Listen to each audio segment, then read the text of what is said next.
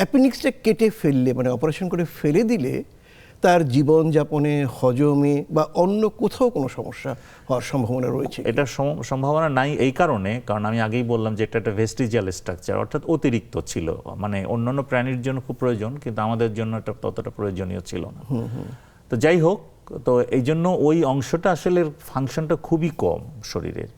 তো যেহেতু ফাংশনটা খুবই কম, এটা অন্য কোনো অর্গানকে এটা সাপোর্টও দেয় না ওরকম, কাজে এটা কেটে ফেললে পারে কোনো ক্ষতি না। আমি নিজের কথাই যদি বলি, আমি মেডিকেল কলেজে যখন 5th ইয়ারে পড়াশোনা করি তখন আমার কিন্তু অ্যাপেন্ডিসাইক্টমি অপারেশন হয়ে গেছে।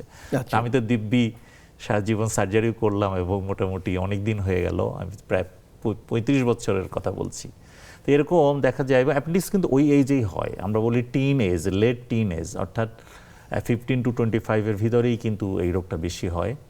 তো এর সাধারণত এই রোগের কোনো মানে অপারেশন করে ফেলানোর পরে শরীরে আর কোনো প্রতিক্রিয়া বা অন্য কোনো সমস্যা দেখা দেয় না।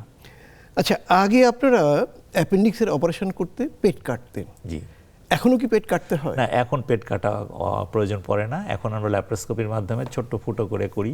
আচ্ছা। এতে যে সুবিধা, কতগুলো সুবিধা হয়। একটা হচ্ছে যে আসলে একটা তো আমরা বুঝতে পারি টিনেজের ছেলেমেয়েরা খুব স্বাস্থ্য সচেতন, কসমেটিক্যালি তারা অনেক ডিমান্ডিং। তো এইসব কারণে তাদের খাটার কথা বললে তারা প্রথমে একটু ঘাবড়িয়ে যায়। তো এই জন্য এই যে আমরা যে মানে আধুনিক যে পদ্ধতি ল্যাপ্রোস্কোপি, এটা দিয়ে করলে ফুটো করে, 3টা ছোট্ট ফুটো করে, এবং সেই ফুটোগুলো কোনো দাগও থাকে না। আচ্ছা।